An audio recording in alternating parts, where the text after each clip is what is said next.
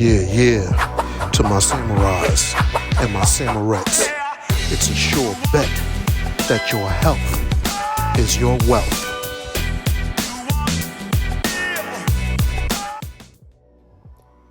Hi, I'm Dr. Isaac Alexis from the Slim Samurai Media Group 84, helping you to slash through sickness and offering you a slice of health and wellness.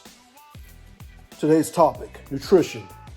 This spice will make your brain great again. Nutrition, this spice will make your brain great again.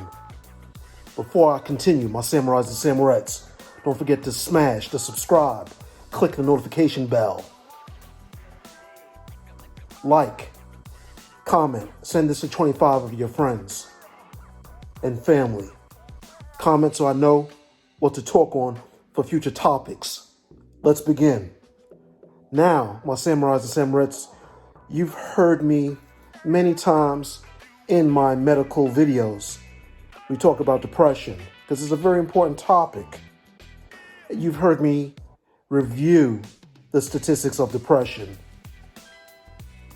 Now, for those of you that have not seen my prior videos on clinical depression and the statistics that are intimately associated with depression, I'm going to review that once again in this video. Now, according to the WHO, the World Health Organization, globally, depression affects some 264 to 270 million people worldwide. That's a lot of folks. Domestically here in the United States, according to the National Institutes of Mental Health, or the NIMH, that figure is closer to 18 million people. Now, to truly appreciate what depression is, just in case my samurais and samurettes, you have a close friend or family member that you are suspecting is acting differently and you're not sure if they are depressed, or this may just be a case of the mild blues. They might not have scored as high on a test. They got a 90, they was hoping to get 100. This may simply be a case of the blues. So let's review depression, the official definition.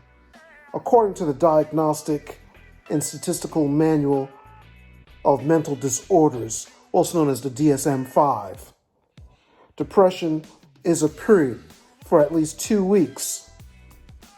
2 weeks when a person experiences a depressed mood, loss of interest or pleasure in daily activities, and had a majority of specified symptoms such as problems with sleeping, number 1, problems with energy, number 2, problems with eating, number 3, problems with concentrating, overall problems with self-worth.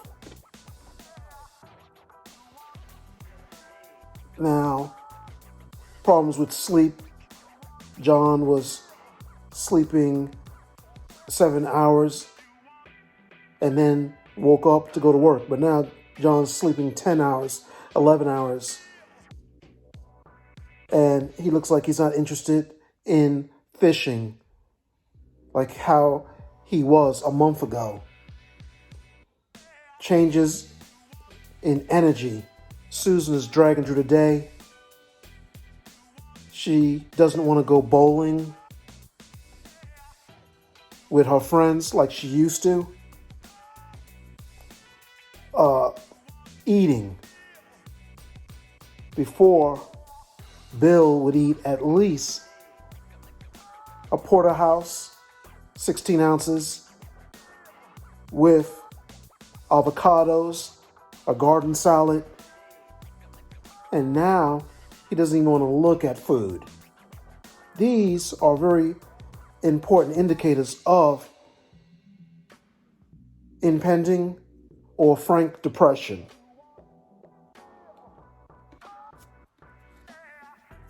And so I just want to review that with you, my samurais and samurettes, because depression is very important to diagnose so that it can then receive treatment.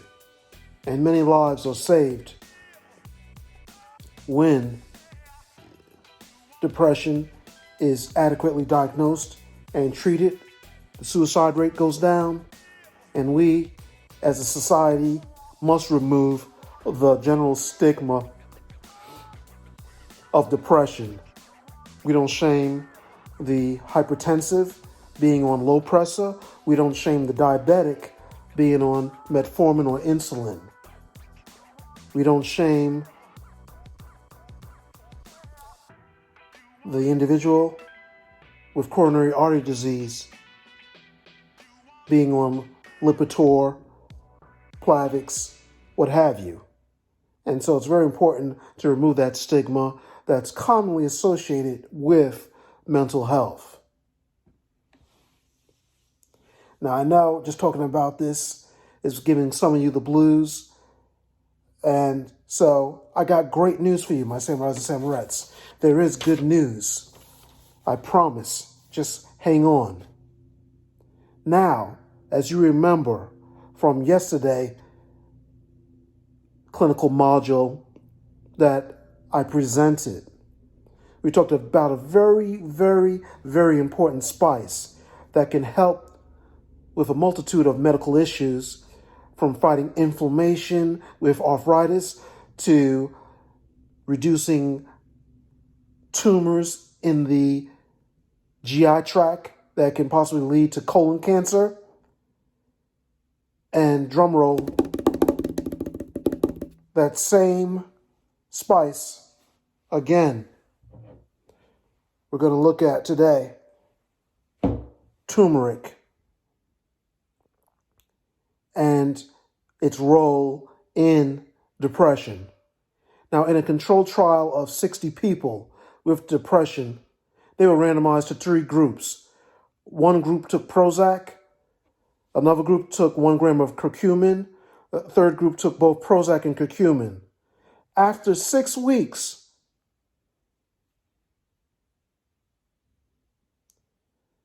curcumin takers led to improvements similar to taking Prozac. The group that took both the Prozac and curcumin did the best. Now, depression is also linked to low levels of BDNF. If you want to know what that is, look at yesterday's video. Depression was linked to low levels of BDNF and a shrinking hippocampus. The hippocampus is a part of the human brain that's responsible for learning and memory. I work extensively with that at Columbia University in the Department of Neurosciences. Now, curcumin can help boost levels of BDNF, potentially reversing some of the changes of the shrinking hippocampus. Curcumin also favors bifidobacteria and lactobacilli, and curcumin in some circles are known as a intro prebiotic. Curcumin also reduces the proliferation of harmful or pathogenic bacteria in the gut microbiome. Now, my samurais and samurettes, you may be saying, bifidobacteria, lactobacilli, I don't really care about those bacteria. I'm feeling depressed. How's that really going to help me? I'm going to get to that. Because I always believe in these videos of sharing something of value to you, my samurais and samurettes, to take you in your physical health and your mental health to the next level. Let's get back to those 2 bacteria for a second, the bifidobacteria and lactobacilli. Why are these 2 bacteria important in certain studies, these two bacteria, the bifidobacteria and lactobacilli, have been found to significantly increase serotonin levels in the gut. And serotonin is the feel-good hormone. Also, 90% of your serotonin is made in the gut, not the brain.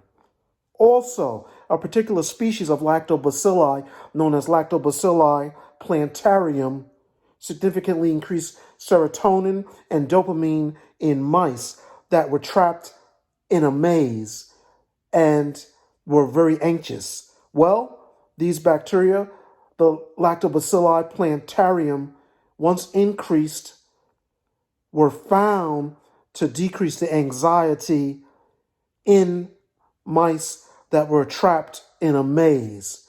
So showing decrease of anxiety, alleviation of depression. And so I want you to know that curcumin can have great effects on one's mental health.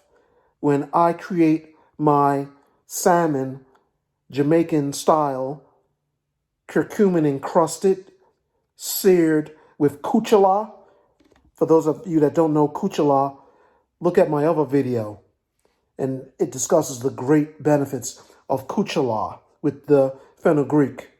But the curcumins that I pan-sear with olive oil, all the omega-3 fatty acids with the curcumin, is a great mood booster.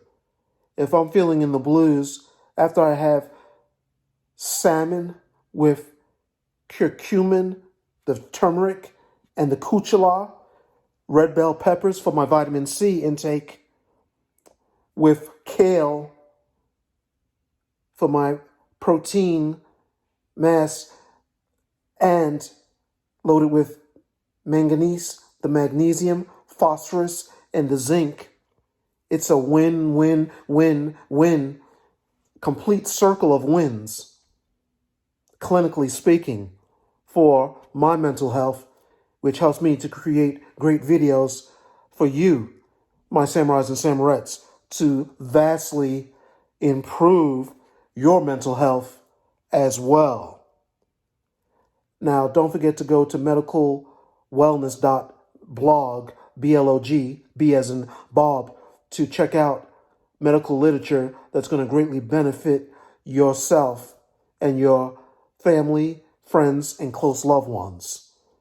As always, my intentions are for you, my samurais and samurettes, to live healthy and to live strong. I'm Dr. Isaac Alexis from the Slim Samurai Media Group 84, helping you to slash through sickness and offering you a slice of health and wellness. God.